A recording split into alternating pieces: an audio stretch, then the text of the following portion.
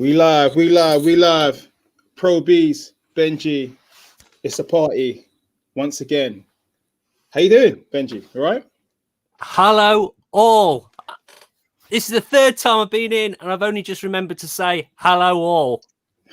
Some people pick me up on that in the comments. I'm very well, Mr. Pro Beez. It's absolutely fantastic to be back on Pep Talk. For the third time you're having me back. I must be doing something right, mustn't I? Either that or you've just run out of people to talk to. But yeah, absolute pleasure to be back. I hope you are well, sir. They say 3 times a charm. That's it. In this case, definitely. So, look, we had an action-packed weekend with Conor Benn in scintillating form. What did you make of that fight? I watched it. It was only like yesterday, day before I watched it, and I just amazed by Conor Benn's jab. He doesn't look like this sort of come forward brawler type fighter anymore. He looks like a proper technical boxer. Very sharp, very crisp, accurate shots. The footwork was moving lovely, and as I say, very, very nice, busy jab. The only sort of complaints that, the only things that I think he needs to work on now is the more defensive side. I think he could move his head more. I think he could be a little bit tidier on the defense.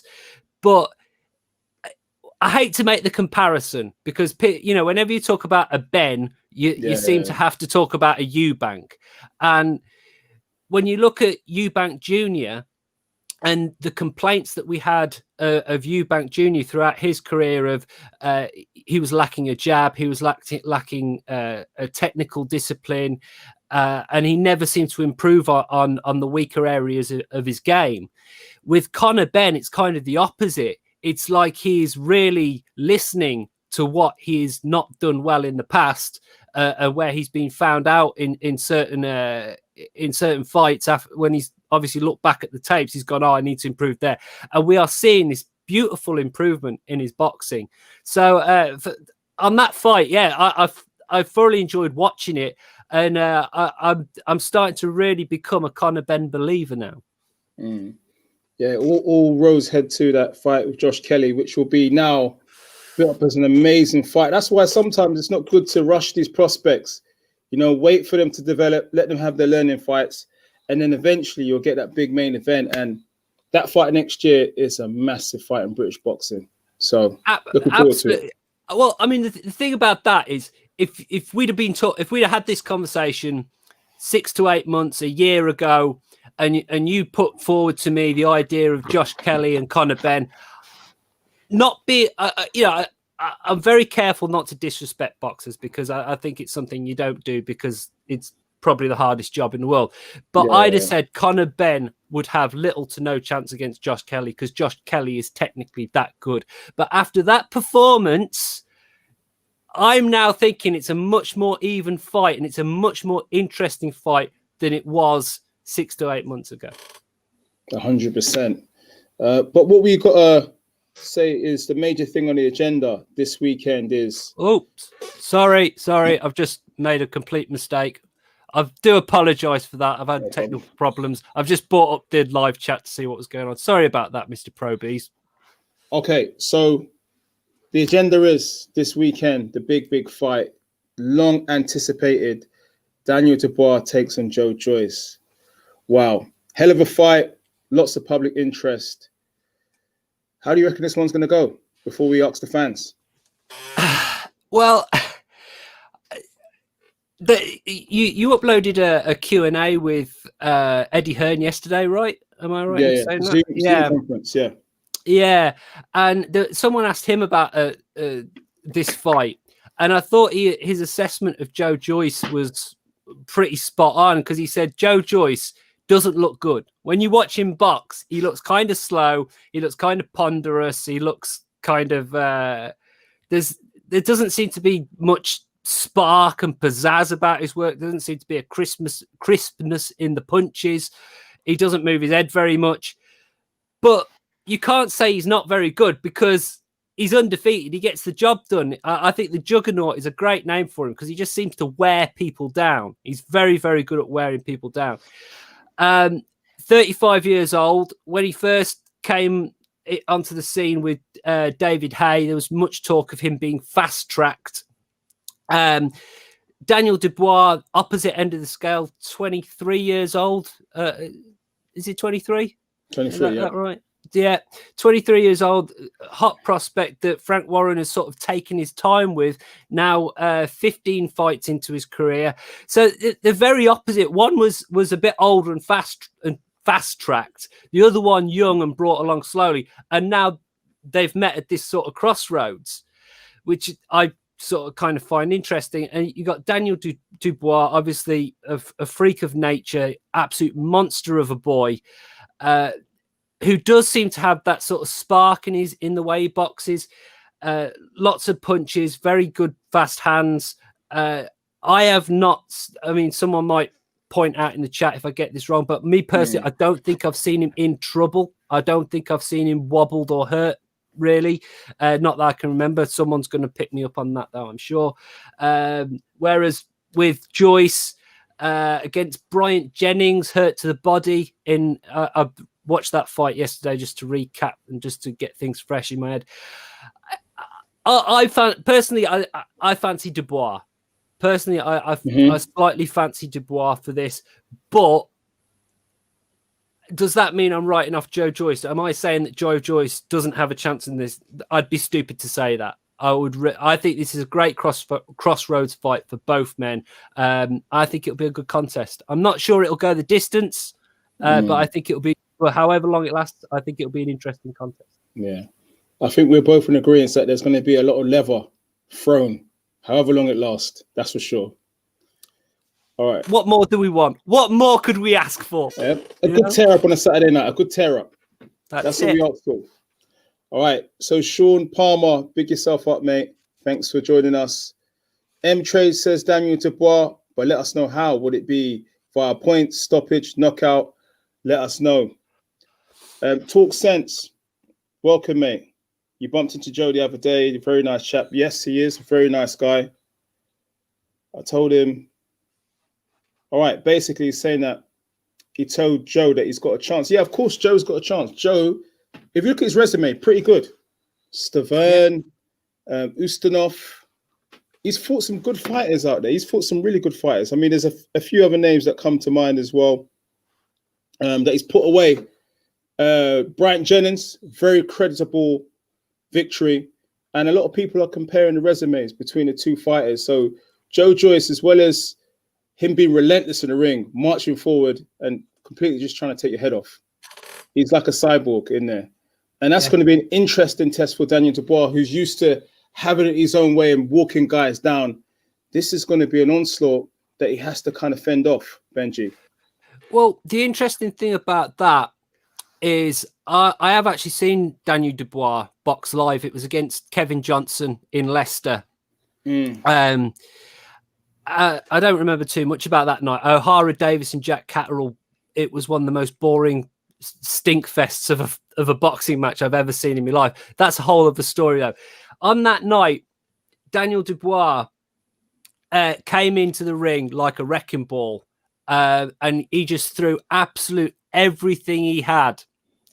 Absolutely everything he had, and he didn't get the stoppage. It went the distance, and I mean that everyone was pretty much surprised in the room. I mean, and give Kevin Johnson his credit, to be fair, because Kevin Johnson just sort of sat on the ropes for a large part of that fight and absorbed a huge amount of punishment. But it was an interesting fight, that, because it was the first time we'd sort of seen Dubois go in with his, his sort of wrecking ball attitude, throwing the leather, and he didn't get that early stoppage that I think he was going for. By the time it got to the mid part of the fight, all that energy that he'd expended in the first couple of rounds, he did start to slow down a little bit, and he did have to rethink the game plan slightly. He had to acknowledge that the stoppage just wasn't going to happen that night. Now, obviously that fight was a while ago now, and Dubois has progressed with his career, but Joe Joyce should take from that. Joe Joyce has got to get himself get the fight into the mid to later rounds, get Dubois to expend some energy, soften himself up, and then if Joyce can just stay on him like the cyborg that he is and wear him down, it is possible he could break Daniel Dubois' heart a little bit. The only thing that people say is Joe Joyce, he comes forward and really attack, and sometimes, take shots at the same time. Daniel Dubois, in fairness, is not particularly the man that you want to take shots with. He's got a big right hand, and he's actually got a stiff jab, which done a lot of damage against Nathan Gorman. And for me, I would say that's his most impressive performance against Nathan Gorman, because there was a lot of talk about sparring before that fight, that Gorman got the better of sparring. But in the fight itself, the way Daniel Dubois put together his shots and the way that he dominated that fight was amazing. It was a testament to the talent that the boy is, I must say. Yeah, that's another one I watched yesterday. I was properly doing my homework, doing my research yesterday, watching over a couple of fights and things. I thought, probably like a lot of other people, I thought that fight with Nathan Gorman was going to be a lot closer than it actually was. I don't want to say I was... Again, I don't want to put Nathan Gorman down. He's a big guy, but I was surprised that it wasn't a closer fight in the end. I think once Dubois had sort of got Gorman hurt, Gorman didn't seem to have a plan B, and also Gorman, he didn't have much of a jab. He was going for that big left hook throughout a lot of the fight, and I think you're spot on, to be honest. Looking at that fight, it was the jab that won it, and Dubois had an excellent jab that night, which opened the opportunities for him. And again, with someone like Joyce, who's tall, he's sort of long, I feel that Joyce has got to keep this fight long. He can't on the inside. Dubois is going to mess him up. Dubois is going to use that jab to get inside those big long arms, to get to the inside. Again, the jab is going to be massively important in this fight. And like you say, Dubois has got a hell of a jab. If Joe Joyce can't negate that or adjust to that within the first couple of rounds, it's not going to be a good night for him. And you talked about the inside game. Now, Daniel Dubois' inside game has improved so much now. The way that, he's putting his work together, especially the body shots, head, body. And he's putting it together with such speed, which I've started to notice is getting better and better. Before it was the big right hand, what's coming. You saw in the AJ Carter fight, that spectacular right hand. A lot of people are saying, okay, well, this guy's got some power from that right hand. But I've seen a lot made of Deontay Wilder's right hand. Yeah. But in Daniel Dubois, we've seen a lot of variety. But I guess the test is going to come when these two fight, because Joe Joyce really ain't a joke. And no, absolutely not. You mentioned as well the inside game that Joe Joyce has got to be aware of is, we know that Dubois likes to throw the left hook, then go to the head. We saw that in numerous amounts of his fights. And against Brian Jennings, Joe Joyce, a lot of people saying was hurt, I think, in the first couple of rounds. Why that left? First round. There you go. So, the trainers, the coaches, they watch tapes, man. They watch tapes. So I think it's something that he needs to make sure doesn't happen. All right, we're going to engage some of the fans. Guys, thanks for joining us. All right, so AO, Triple D wins. He's too powerful and relentless. He's powerful. He is relentless, but could we argue and say that Joe Joyce is powerful and relentless too? To be fair, yeah. Well, I mean, look, both these guys are huge. As I said to you, we were messaging each other the other day, getting this thing together. And I said to you at this Leicester show where I saw Dubois box. After he'd won the fight and everything, he had a little walk around the crowd, and the people I was with, I said, look, it's Daniel Dubois over there. And I'm getting a bit older now. I don't really go autograph hunting. I don't really do the selfie thing or anything like that. But I went up to Daniel Dubois and I just said, "Oh, well done, Daniel. Put my hand out for a handshake and that." And just standing next to this guy, I was like, nah, you know what I mean? I was like, imagine getting hit by him. I said to the lads afterwards, I goes, can you imagine getting punched by him? You know, it'd be when you finally woke up in hospital, you'd be sore for the next couple of months. Absolutely, you don't realize how big these guys are, to be honest, until you actually stand next to them, shake hands with them, have a conversation, whatever. And at heavyweight, people go on about power. People talk about how good your chin is and things like that. I'm sorry, but the way I see it is if a professional boxer who weighs 17, 18 stone, if they land a punch, I don't care how good your chin is, you're going to go down. It's going to buzz you. So I completely believe that Joe Joyce has the power to hurt Daniel Dubois. And of course, I believe that Daniel Dubois has the power to hurt Joe Joyce. I think when you get to this sort of level with two big, strong fellas like these two, you can't say that one could knock out the other, but the other, you know what I mean? Both have got knockout power. Both have definitely got the ability to force the stoppage. And again, that's why this makes such a delicious fight. How they go about their work is slightly different, though. As you say, I think Dubois should definitely be targeting the body, especially that left hook to the body, because they know that Joyce has been hurt by that in the past. I think that the Joyce team want to be working at trying to break Dubois down a little bit, pressure him, try and get him into those mid to late rounds and try and break him down that way. But let's face it, if either one of these lands clean, that could be it, job done. Yeah, I like the way how you said it was a delicious fight. I'm just like, delicious like the pizza that I'm going to be eating whilst watching the fight. Favorite pizza topping? What's going on your pizza? I like Hawaiian. Oh, right. Hawaiian. Pineapple. Pineapple, chicken. But I don't eat pork, pineapple or chicken. As soon as you say pineapple, you've divided the room. Not on a pizza, right? Well, that's what some people say. Not for me personally, but that's it. I think pineapple on the pizza divides people more than Marmite does. You know. I would add to and say that Daniel Dubois is not the type of guy that you want to see down a dark alley on a Saturday night. No chance. Scary bloke. And to think he's only 23. All right, so back to the fans. Okay, so well done to Frank Warren for putting on this fight. Yes, I do commend Frank Warren. I like Frank Warren, nice guy.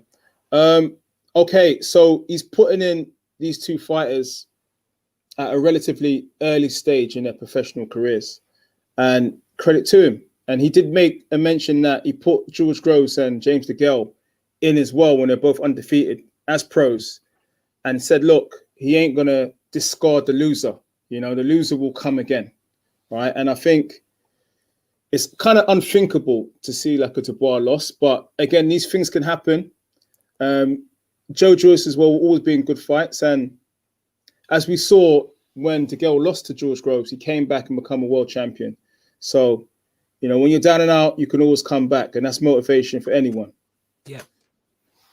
All right. So, guys, smash that like button. Benji Pro Beez in the building. Pep Talk UK. Okay, Luke Beresford from Derby, England. I think Joe Joyce is going to stop Daniel in the later rounds with relentless pressure coming forward. The pressure is hard to stop. So it's not easy. But you did say, Benji, you know, to stop the pressure and slow somebody down, you go to the body, right? Absolutely. Boxing 101. And you know, as I said in the conversation, I think it was our last conversation. I can't remember who we were talking about, but if you land that good body shot, so let's say Dubois lands that big left hook to the body on Joyce early on, Joyce will be carrying that punch around him with him for the rest of the fight. A good body punch will stay for the duration and beyond the fight, and that's what Dubois has to go for. Stick one on the body, and then I guarantee that'll slow down Joe Joyce or put him off wanting to come forward so much. And it's interesting that Joe Joyce has, recalled his former trainer Ishmael Salas for this fight, yeah. which is a very good indication of what he might be trying to achieve in this fight. So Salas really relies on a lot more lateral movement. He teaches his fighters to move around the ring, kind of like a samba sort of dance, and move around the ring. And he's been successful with Jorge Linares, with that style. And maybe the game plan is to just box and stay out of the way. He's brought in Salas. Why do that? Why bring in Salas? The thing that I find strange about Joe Joyce is his feet. His feet don't seem that light. He doesn't seem that bouncy on his feet. I mean, you look at Jorge Linares, it's like his legs are spring loaded. And, talking with Salas, with Linares, Salas really gave Linares almost like a rebirth. It was fantastic what he did there. But with Joe Joyce is actually very good at capoeira. Did you know this? Yeah. And I don't understand, because capoeira is a very graceful thing. And I would have thought Joe Joyce's feet he'd be a lot lighter on them, and he'd be a lot more mobile than what he actually is. So, but maybe it's there. And it just hasn't been harnessed or engaged properly. And maybe Salas can actually finally put the pieces together and take this sort of gracefulness of capoeira and finally implement it properly into Joyce's boxing. But yeah, it'll be a very interesting one to see. Old dog, new tricks. Joyce is 35. Yeah. We'll see.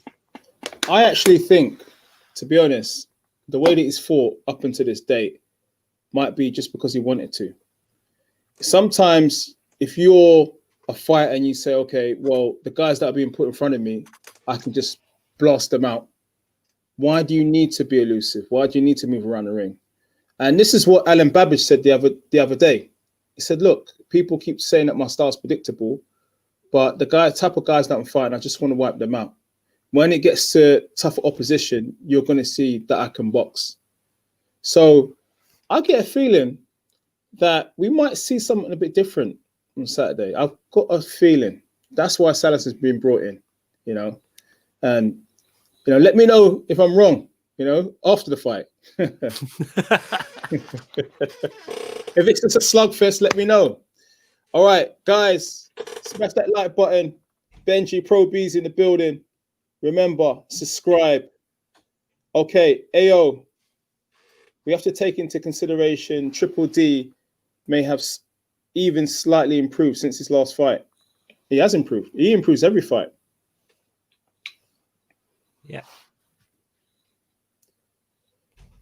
All right, so LA, if Triple D can take a punch as his chin is yet to be really tested, then he should win. His power should be too much for Joyce. Now, okay. Benji, I think in a fight against Richard Lartey, like many others, that was kind of a test of Daniel Dubois' chin to some extent, I was listening to Dillian White the other day saying that he wanted Fabio Wardy to get tagged against Lartey, right? Because he was just blasting out guys. He wants to see him tested. And it didn't take Dubois into deep waters, but certainly he showed that Dubois can actually stand up to a punch, and you need to see that. But again, Richard Lartey and Joe Joyce are two very different propositions. Is that something you agree with? Absolutely. Just because A beats B doesn't mean that B is going to beat C or whatever. It just doesn't work like that in boxing. Lartey and Joyce are not the same people. And again, I think the Lartey fight was a much tougher fight than people thought it was going to be for Dubois. And it's through tough fights where the learning happens. That's where that's how a boxer improves. And so since that fight, I believe that I believe Dubois took a lot away from that fight, and he'll be implementing that against Joyce. So again, this whole chin thing, all it's going to take really is to get hit in the right place at the right time. It's not necessarily just about power. It's about disguising the shot. It's about getting your opponent off balance. It's about hitting them at exactly the right spot on the chin or the temple. So accuracy could be a big part of this for Joe Joyce as well. He throws a lot of punches. If you keep buying lottery tickets, you've got much more chance of winning. It's one of them. But I thought that was a good fight for Dubois in the learning side of things. And you have to say, has Joe Joyce gone through a fight like that where he's been properly tested? Possibly. It's just, there's just so many question marks and unknowns. Yeah, and I can ramble on and muse for hours. for unfortunately for everyone, I can yak and yak and yak. But to be honest, it all gets settled on fight night, doesn't it? We're going to find out then. And then, come fight night, hindsight is always 20/20. Definitely. And you talked about learning fights. I think for Dubois, the pivotal moments was against Richard Lartey and Kevin Johnson. Kevin Johnson survived, and it was like, okay, the guy's surviving. What is the plan B? How do I get through this and win? And against Lartey actually wasn't afraid. The first time, when that fear element starts to go from a fighter, then bigger tests start to come. So I think he's learned a lot from those two fights. That was it with Mike Tyson. As soon as he came up against people like Evander Holyfield, Lennox Lewis, people who were just not scared of him. Because, Tyson famously said he'd walk to the ring, look his opponent in the eyes, and he already knew he'd won the fight. As soon as that's dissolved, as soon as that's got, you're absolutely spot on with that assessment. And I think Dubois has he's kind of had that now. He's had a couple of opponents that have gone, okay, I'm not going to be scared. I'm going to come and have a go. And I think that's, again, it's a good learning process there. And I think, again, the other beautiful thing about this fight, both these guys believe they're going to win. They can win. No one's scared of the other one. No one's intimidated. They're both going to go in and try and knock the other one out. It's fantastic stuff, And on the outcome of it, it's nice that Frank Warren has said that he's going to stand by whoever wins and loses and that. I have to say, though, if Dubois was to lose at 23 with the style he's got, I think would be much easier for Daniel Dubois to come back than Joe Joyce at 35. What do you think? 100%. I think there's only a small cluster of good heavyweights at British and European level at the moment, and big fights. So really, it would be difficult to have another fight unless this fight ends up so close or there's a controversial decision that makes a second fight. And you know what? I'm not going to rule it out, because on Sky's Instagram this week, we saw Carl Froch and George Groves won. And it showed the stoppage, right? The stoppage from the first fight in Manchester. And every time I watch that, I always go back to what I thought that same night, that stoppage might be a tad bit premature. Now, Carl Froch admitted that, okay, you can say that, but he said he was in the ascendancy to take George Groves out. Doesn't matter anyway. That's what he said, right? So if this fight is close between Joyce and Daniel Dubois, and it's a great fight, I think Frank Warren might do it again. So, and who knows? There could be even a trilogy. It's so evenly well matched. Well, I think when putting this fight together, Frank Warren probably had that in the back of, well, maybe not the back of his mind, maybe at the front of his mind. He probably said to himself, well, look, I've got these two heavyweight prospects. Normally we sort of look at keeping them apart and bring them together further down the road for a title or whatever. But hold on a second. They're evenly matched. If they have a really good tear up, we can do it again. And maybe it'll be even bigger next time. Because I mean, let's face it, unfortunately this fight's happening in a lockdown situation. Who knows if it's a close fight? Do it next year in a big arena. It's all about the money, isn't it? It's all about the money. Definitely. But like I said, I can't really call which way this fight's going to go. Okay, I do like sitting on the fence. There's no secret to that. It's a good view from the fence. But honestly, I think of so many. This is a great fight. When you think of so many different outcomes, then you've got a good fight. And recently, to be fair, I've always had a question in my mind about a lot of these big fights. Like, well, he could win because of this and that, and I'm not sure about this. I'm not sure about that. And that's what I like. I like question marks in fights. In that way, I sit down and actually watch, and I'm waiting for some form of spectacular outcome. But I would say, we mentioned resumes and stuff like that. We mentioned Daniel Dubois, the fights he might have learned from. We mentioned Kevin Johnson, and we mentioned Richard Lartey. The fights like Fujimoto and Snyder's, that was a very bad performance, from Snyder's that night. It was very, very bad performance that night. And those fights for me are just ticking over fights. I don't think Daniel Dubois actually said to himself, I'm going to learn a whole deal from fighting Richard Snyder's. I think it was just to get his fitness ready for the Dubois fight in the first place. And to be fair, most fights have had tick-along fights, but it's a bit like in a couple of weeks, we got Errol Spence against Daniel Garcia. Now that kind of surprised me that Errol Spence is going straight in like that after that car accident. But again, if you're a top fighter and you believe in yourself, you know what you can do. Okay, we're going to engage some of the viewers. Guys, thanks for being patient. When Benji and I when we go on a tangent, sometimes you might just have to ring the bell and just say, look, hello, read out my question. All right, so, okay, Tony England. Frank ain't going to risk the Golden Goose to bar win by KO. Right, Benji, your thoughts on that? Is Dubois the Golden Goose? Or Queensbury? I would say I'm not being. Look, I'm gonna keep it 100, right? I think Dubois, at his age and the excitement and hype that's around him, is definitely the leader of the next gen in the heavyweight division. The next gen, right? If he wins this fight, wow, you can imagine the hype train that's gonna follow.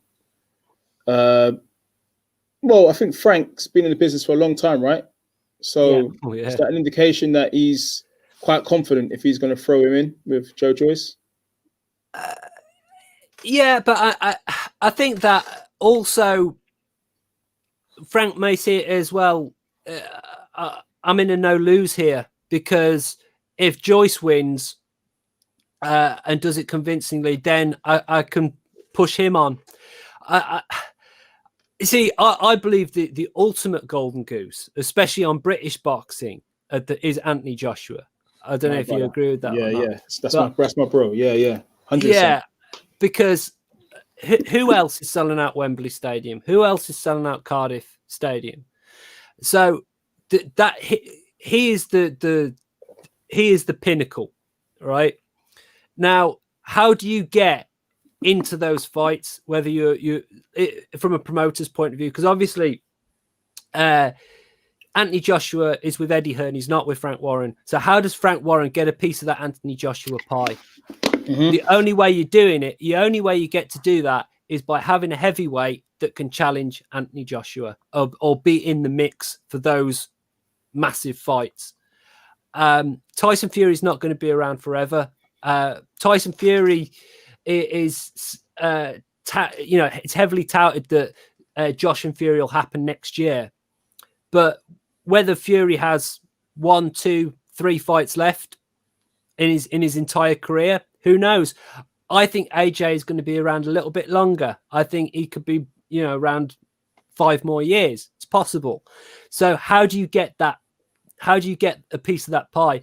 Daniel Dubois could well be the key for Frank Warren unlocking that door. So from that point of view, he possibly could be the Golden Goose. You mentioned obviously, Daniel Dubois, the plan for him moving forward and how to get him to be up there with the likes of AJ. Well, look, if we look at Anthony Joshua, I think he fought Charles Martin in his 16th fight, right, for a world title. That is rapid progress to win a world title. I mean, right now, is that even heard of right now? To be fair, it's not often heard of, to be fair. And what Anthony Joshua did is he fought tough opposition. And if you look at Anthony Joshua's resume, Povetkin, Andrew Ruiz, Joseph Parker, Dillian White, Charles Martin. He's fought Kevin Johnson also as well. It's quite a resume. I think we've had this conversation before. I don't think that Anthony Joshua's resume actually. I don't think he gets the credit for it, to be honest. Because I think what doesn't help Anthony Joshua is the way he dispatched of most of those names that you've mentioned. Because a lot of them, he just walked through them. Parker, obviously, that wasn't the most exciting fight to watch, but people seem to forget, up to that point, Parker was proper feared. Because he's had a couple of losses and a couple of bad performances. Obviously the Huey Fury fight wasn't great. But Joseph Parker, when he was about 15 fights into his career or whatever, people were saying, oh, this guy could knock out Anthony Joshua. He was a monster. He was the boogeyman at one point. But so I think there's a lot of instances where Joshua doesn't actually maybe get the credit where he probably deserves. Yeah, I think in time, all the credit comes in time. When you have the fights, when you win the titles, people start to recognize your achievements. AO Triple D will run out of steam. He can put in endless rounds. We need a Povetkin versus White type KO, in my opinion. Would that happen? I mean, look, they can both bang. Well, yeah. It's heavyweight boxing, isn't it? I think that Dubois and his corner need to have this in mind to not go too hard for the first 3 or 4 rounds. Because as I said, if I was in the Joyce corner, I'd be sort of saying to him, look, he's going to come out like an absolute steam train in those first couple of rounds to jump on you, wear you down, put it on you, maybe try and get you out of there quick. You need to get this into the mid to late rounds. Let him run out of steam and then stick it on him in the mid to later rounds. Whereas if you're in the Dubois corner, they should be well aware of that. And they're saying, look, he's probably going to try and take you to those mid to late rounds to test your engine and put it on you then. So both camps have got to be aware of the possible or probable tactics of the other camp. And then you adapt to that. But like we're saying, with a lot of the fights both of these boxers have had, they've had plan A and they've only needed plan A. With this fight, I think this could be the first fight for both of them where they're going to need plan B or plan C. 100%. I agree with that. Okay, so guys, smash that like button. Pro Beez, Benji in the building. It's a party. We are looking forward to Daniel Dubois versus Joe Joyce. Man, I'm excited, man. So excited. I tell you, popcorn, pizza, quite a few bits, a Snickers bar, a few Haribos. That is all being lined up for Saturday night. I'm coming over yours. I'm coming down to London. I'll come down. You sold me on that. Yeah. All right. So, Raw. Dubois to have Joyce rocking and maybe down early. But Joyce survives to stop an exhausted Daniel Dubois on his feet 10 to 12 rounds. Dubois exhausted. I mean, this is a really young man. And I'll tell you what, I'll give you a bit of insight, right? I've seen Dubois numerous amount of times at Peacock's, the old Peacock's gym, right? He lives the life. I'll tell you that. He gets into the gym early, right? Some people get to the gym late. He gets in early every single time and is dedicated towards, trying to be the best that he can be and be a top athlete. He lives the athlete life. I can tell you that. So, but people can still get exhausted, right? Benji, I suppose, lifestyle or not. Well, again, it totally depends on work rate and the occasion and what your opponent's doing. Look, I've sparred a few rounds in my time, and I haven't been in a boxing ring in any sort of competitive sense for about a year or two now. But the last time I did any sparring was against some guys who were getting ready for like a white collar charity night sort of thing, and they came in. They did 12 weeks with us, learned how to box and that sort of thing to get ready for a fight night. And one of the things that I used to do with sparring these guys is they'd get a rush of blood to the head and they'd be very, very aggressive and they'd throw a hell of a lot of punches. And I'd throw very, very little. I had a very low work rate because I'm not the fittest person in the world, right? But I knew how to tuck up.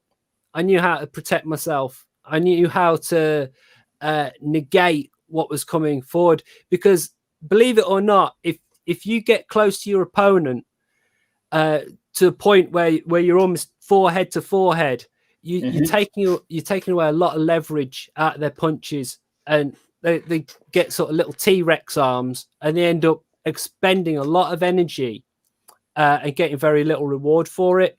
And some people call it old manning. You old man someone, and basically to do this, you just move forward. You throw a couple of jabs, obviously. You keep yourself tucked in tight, but what you're doing is you're making the person opposite you work and work and work and work and work. I mean, it's very similar to what basically Conor McGregor did. What Floyd Mayweather did to Conor McGregor. If you watch that fight, McGregor was doing a lot of work. He was throwing a lot of punches, but Floyd was just walking forward, catching him on the gloves, keeping tight, expended very little energy. So, again, if Dubois, is the fittest man in the world, if Joyce can get it tactically right, where he keeps the pressure on him, keeps making Dubois work, you can get someone to expend a hell of a lot of energy. You can get, if you've got the technique right, if you've got the tight defense. So it could be interesting. I mean, obviously, we hope that all boxers go in the ring at peak physical condition, and they've trained hard and everything like that. Of course, fitness matters a hell of a lot in this game. To go 10, 12 rounds, you have to be an extremely fit individual with big heart and lungs. It's the cardio needed to box or do any of these combat sports is massive. But a technically good boxer knows how to get his opponent to expend some of that energy. And that, again, we're talking about plan Bs and plan Cs. Dubois' team need to have a plan B or C if he starts getting tired, or if Joe Joyce starts getting to expend energy. And again, with Joe Joyce, his team, they need to be thinking about this. How are we going to get some of the energy? How are we going to get some of the fitness out of this young bulldozer so that we can get him into those later rounds and wear him down that way? Again, tangent. Look at the tangent that I went off on there. It's interesting, man. There's so many outcomes that are possible. There's so many game plans that you can bring to the table. This is a hell of a fight, man. It's a hell of a fight. Daniel Dubois, Joe Joyce, this weekend, BT Sport. Free, I might say, for everyone to enjoy. I'm looking forward to this. Guys, smash that like button. Let us know what you think in the comments. Who are you picking? Daniel Dubois or Joe Joyce? All right, Raw another question. Okay, Ra's proper on it, mate. All right. Do you think Triple D is ahead of Yoka, Hergovich, Majinov, Madinov, Jakanov, and Honey? Okay. Hergovich is really good. All right. But again, he's got more to prove.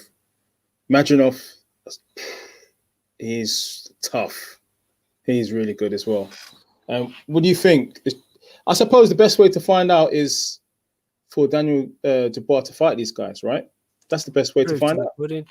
I mean, Tony Yoka, I've actually not heard that name for a while. I think the last I saw or heard of Tony Yoka was David Allen boxed him. Yeah. Was there a drug scandal after that fight? Yeah. I think he failed drugs tests. I think he failed a little while back. He got banned. But yeah, he's not been about, but he's very, very talented. He's a talented fighter. I think he was when I went to Khan and Crawford in New York, he was in the crowd. Tony, right. Boy, with his young boy. But again, that's a hell of a fighter as well. There's a lot of talent out there. Majinov, that's another great fight. I saw Majinov against Tom Little, and the man's a psychopath. yeah. That's someone you rush to take the fight with. Obviously, not a lot of people know who he is, but if you've watched him fight, that this guy's a big problem. Is there anyone that Tom Little hasn't boxed? Look, I'm gonna try and talk to Tom Little a bit tonight, but I tell you what, Tom Little is. I like Tom Little, and what I say about Tom Little is, never look at the L column, because if you look at the guys that he fought, he's been in there. You can fight 30 plumbers and get 30 wins, but he's gone in there and fought tough guys, right? Same as Dave Allen as well, and these guys are respected for that. Yeah, I mean, look, I'm not, with that comment, I'm not disparaging Tom Little in any way, shape, or form. He gave a very heartfelt interview that I saw on Twitter. A very honest guy, and the fact that someone like me can make a comment like, "Is there anyone that he hasn't boxed?" That kind of says a lot, really, about his career, and you can only wish the guy all the best, really. I'll look forward to seeing that interview, mate. Yeah, Tom. WhatsApp me back, yeah? WhatsApp me back. I'll check in a minute. All right.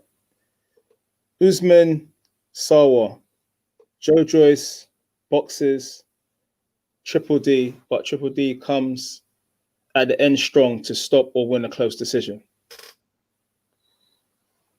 What do you think of that? Possible? Look, this is the beauty of this fight. I mean, when you get a really good fight, it's not necessarily just what happens in the ring. You've got a good fight when people can have a big, long discussion, a big, long debate, who they think's going to win, how they think who's going to win, how they think the fight's going to play out. So anything is possible. Absolutely anything is possible. This is heavyweight boxing. We once saw a man with a fan on his back and a parachute come into the ring in a stadium during the fight. That happened. So when we say that it's heavyweight boxing and anything can happen, we mean it. So Usman, your assessment that could well and truly happen. Joe Joyce boxes Triple D, boxes up Triple D, but Triple D comes back strong at the end. It's possible. I don't see. This is gonna come back and bite me in the bum. I don't think one person is going to necessarily dominate the other in any single department. I don't think Joe Joyce could outbox Daniel Dubois to the point where he's kind of schooling him, hitting and not getting hit. I just don't see that happen. I think it could be. I think it'll be just sort of generally a bit more even than that. But I'm very interested to see that if it comes down to endurance and stamina and who's got more left going into the later rounds, that's what that's what really intrigues me about this. And who cares? You know, to be fair, we're in an era now where just take the big fights. You know, fight creditable opponents. Don't care about the L column, and you know, show that you're brave. You know, show that you want to be in with the best opposition. Quite personally, that's what I want. I just want to see big fights. And with this pandemic, big fights just need to be made. You know, enough of these tune-ups. Well, you know, I can't remember how many times on my channel I used to talk about boxing and pay-per-view and all this sort of thing. We just want to see 50-50 fights. We don't really care about win and loss records. Not as much as boxers and promoters think that we do, or the way it's perceived. We want to see good 50-50 tear-ups. And I think that's been sorely lacking for far too long. And it's got worse. You know, back in the old days, boxers used to, you know, the idea of a world champion boxing 3 times a year, it was just unheard of. Boxers were generally a lot more active, and they were just a lot more willing for the best to fight the best. I believe that there were a lot more sort of 50-50 fights going on back then. That's what we want. We want 50-50 fights. And hopefully promoters, boxers see that when they're in these 50-50 fights, more people watch, more people get engaged, and they make more money. Everyone's a winner. More 50-50 fights. That's what we want. And we have 50-50 fights in the UFC. And at the moment, so everyone's talking about the UFC. And there's loads of, and when you check the win-loss columns for a lot of their fighters, there's losses and wins. But they've just put on big fights. You know, there's too much jostling. But guys, let us know. We could go on about what we want to see, but let us know who you think is going to win this weekend. Daniel Dubois, the dynamite in the right hand, or Joe Joyce, the combinations that keep coming. All right. So Audi, A-list TT. All right, Audi TT. I remember them back in the day. Yeah, I remember the Audi TT, man. Used to rocking them. My wife. All I ever hear off my bloody wife is that she wants a damn Audi TT. She's going to be cruising in the TT. It's got to be a white Audi TT. That's what she's desperate to have. If you're not married, don't get married. All right. Okay, so Audi A-list TT says with Salas, Joyce will use his jab and his feet more than what people expect. He will try to fight in good spots when he desires. He will plant his feet later in the fight. Daniel dud a head dub. Okay, look, we talked about this earlier. The hiring of Ishmael Salas for this fight is potentially telling us what we want to know about the approach of Joe Joyce. He might just move around the ring.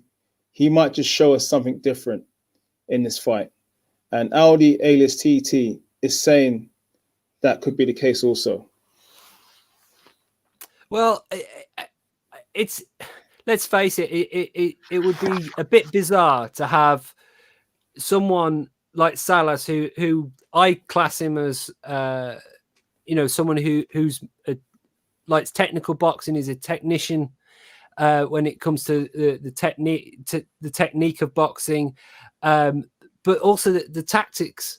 He's a very tactical kind of guy, and he will devise his main game plan, but he will have plan B and plan C.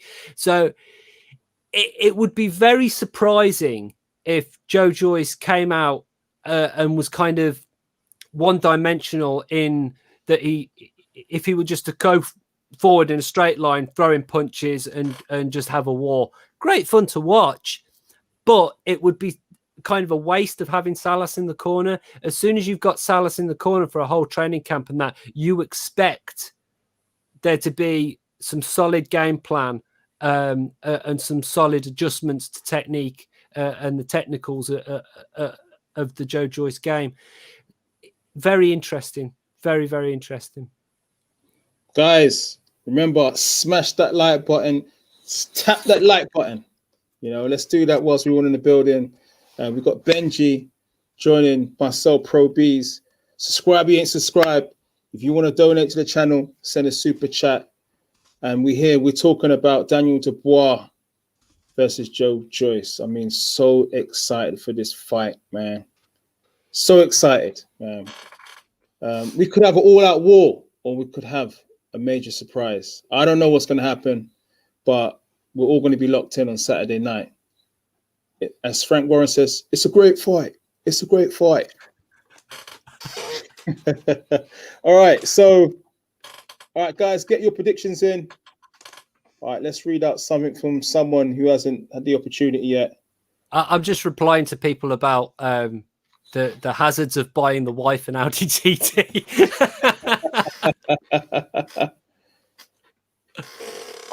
Okay, so don't ask me. Joyce is looking less robotic. He seems to think less about what he's doing and just does it. Do you know what? I think that was put forward to Sam Jones, and he really didn't like that comment. And to be fair to Sam Jones, he knows about Joe Joyce. I remember the first time seeing Joe Joyce and Sam Jones. I think it was in the Plaza in London, Waterloo. And they were together then, on the journey then. And he knows, and he's always kind of said, look, Joe Joyce is a top heavyweight. You're going to see that in the future. And I think this weekend will show what Joe Joyce is about. We're going to see, look, win or lose, if the fighters give a good account of themselves, you know how the British public's like. We like heroes. We like guys that lay it all on the line and leave everything in the ring. And I'm pretty sure the fighters are going to do that this weekend, But I'm happy to sit on the fence and just watch the fight, and not say anything. All right. Ben Dean. Welcome, Ben. Hope you did well, mate. There is, hold on. Triple D is a unit, same as his little brother and sister, all fighters. Yeah. Caroline, GB, she's, what does she do? She's done pretty well in the amateurs. And I didn't know this. I didn't know Caroline, this. yeah. He's got a fighting family then. All of them, yeah. So basically, I mean, I'm not a father myself yet, but God, could you imagine Daniel Dubois coming around to pick your daughter up to take her out?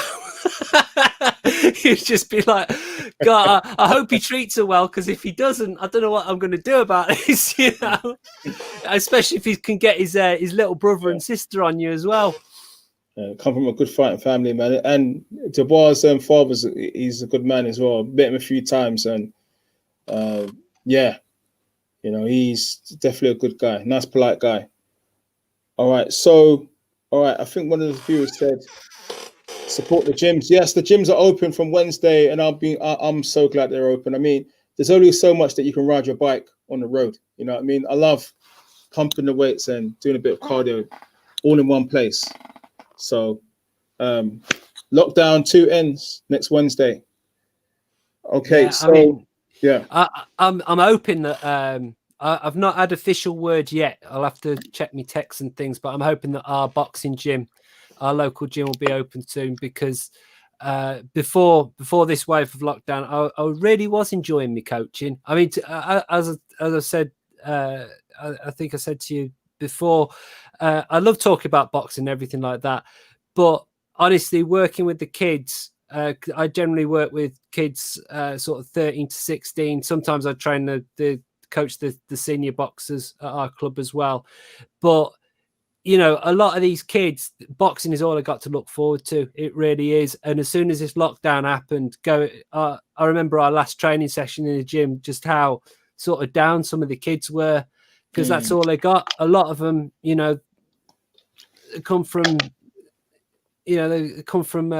not so great backgrounds, and all they have is looking forward to their boxing. So for me personally, to get back to the coaching side of things, I can't wait. It's one of the highlights of my week. And just a little plug, if you're watching this and you want to get involved with boxing coaching and stuff like that, go down to your local club, volunteer. I don't get paid. I just volunteer my time to do a couple of hours a week coaching the kids. go do your coaching badge, whatever, and support your local community amateur boxing club. It's massively rewarding for all concerned.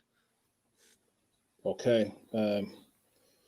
All right. So Tom S has said, did anyone notice the BT Sports round ring debate last night? They asked Fury if he'd take the fight for the British title for Tyson if he was in the same position. He did. Fury versus Chisora won. And he won the British title at 23, was it? I'm sure it was, Tyson Fury. Yeah, sounds about right. I didn't watch that debate. Have you watched that debate yet? On No, BT I Sports? haven't seen one. I'll have to look that up. Today, definitely. All right. So Hayden and Dawes is saying Joyce later rounds. Crazy D3 Joyce round 7. We're getting a lot of Joyce come through. Yeah, I was just thinking that. Yeah. Well. But this is what I'm saying. It was all Dubois in the beginning, and now there's a lot of Joyce. So it's like the public's sort of divided. They can't really make their mind up, you know. I think. What do you think is the reason behind it? Is it obviously Joe Joyce is a good fighter. He's big, strong, relentless. He has a good CV, right, for a limited amount of fights at heavyweight. And obviously Dubois is still emerging. I think if Daniel Dubois had a similar resume to Joe Joyce, I think then there'll be less questions, do you think? You know, potentially. Yeah, possibly. Thing is, though, Daniel Dubois has actually had more fights. He's 15-0, 14 KOs. Joe Joyce, 11 with 10 KOs. So Dubois has actually had a few more fights despite being the younger man.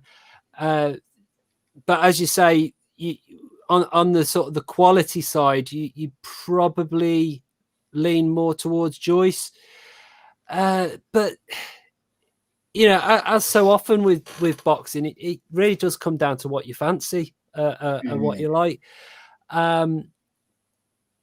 Again, I don't really make a solid prediction for this. I lean slightly towards Dubois, but you know, by no means am I writing off Joe Joyce because I think that would be really silly to do.